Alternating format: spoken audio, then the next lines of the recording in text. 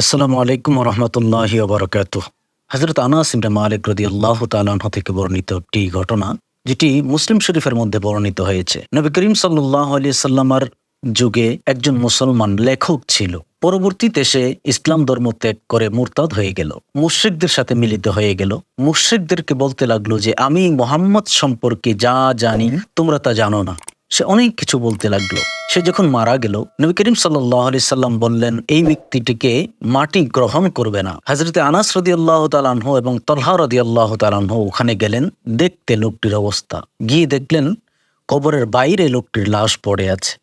তাদের আর বুঝতে বাকি রইল না যে নবী করিম সাল্লাল্লাহু আলাইহি সাল্লাম যে ভবিষ্যৎবাণী করেছেন সেটি ঠিক হয়েছে। ইসলাম নিয়ে যারা আজ এত বেশি মাতামাতি করে, নবী করিম সাল্লাল্লাহু আলাইহি সাল্লামের শান মান ইজ্জত আজমত নিয়ে যারা বাজে মন্তব্য করে, এদের বিষয়ে আমাদেরকে সচেতন থাকতে হবে। আমরা যেন কোনো অবস্থাতেই তাদের কোনো কথাকে পাত্তা না দেই। মুশরিকরা, ইহুদিরা মুসলমানদের চিরশত্রু, তাদের থেকে আমাদেরকে সাবধান থাকতে হবে। আমাদের পরিবারকে সাবধান রাখতে হবে।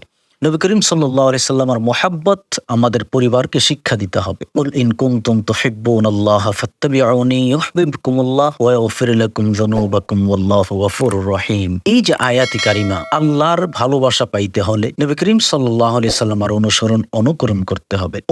অনুকরণ করতে হলে নবীজির মুহাব্বত অন্তরে থাকতে হবে। যদি নবীজির মুহাব্বত অন্তরে থাকে, নবীজির অনুকরণ যদি আমাদের মধ্যে থাকে, তাহলে রব্বুল আলামিন আমাদের গুনাহসমূহকে মাফ করে দেবেন। এবং বুখারী মুসলিম শরীফের একটি হাদিস, যেটি আমরা আমাদের সকলেরই জানা, লা ইউমিনু আহাদুকুম হাত্তা আকুনা আহাব্বা ইলাইহি মিন ওয়ালিদিহি ওয়া ওয়ালাদিহি ওয়ান নাসি আজমাইন। সে কখনো ঈমানদার হবে না, ঈমানদার হতে পারে না, হাত্তা আকুনা আহাব্বা ইলাইহি, যতক্ষণ পর্যন্ত তার থেকে অধিক প্রিয় নবীজি না হবে, মে ওয়ালিদিহি ওয়া ওয়ালাদিহি ওয়ান নাসি আজমাইন, তার সন্তান সন্ততি পিতামাতা এবং যত মানুষ আছে সকল মানুষের চাইতে যতক্ষণ পর্যন্ত নবী করিম সাল্লাল্লাহু আলাইহি সাল্লামের মহব্বত বেশি না হবে, ততক্ষণ পর্যন্ত ঈমানদার হবে না।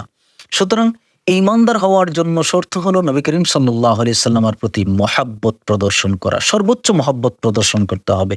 তাহলে আপনি ঈমানদার হবেন। ঈমানদার হলে পরে আপনার নামাজ, রোজা, হজ, যাকাত, ইবাদত, বন্দেগী, তাসবিহ, তাহলিল, কোরআন তেলাওয়াত কবুল হবে। সে কারণে নবীজির প্রতি মহব্বত, প্রেম, ভালোবাসা সবার ঊর্ধ্বে থাকতে হবে। রব্বুল আলামিন আমাদেরকে তৌফিক দান করুন। আমিন। আসসালামু আলাইকুম ওয়া রাহমাতুল্লাহি ওয়া বারাকাতুহু।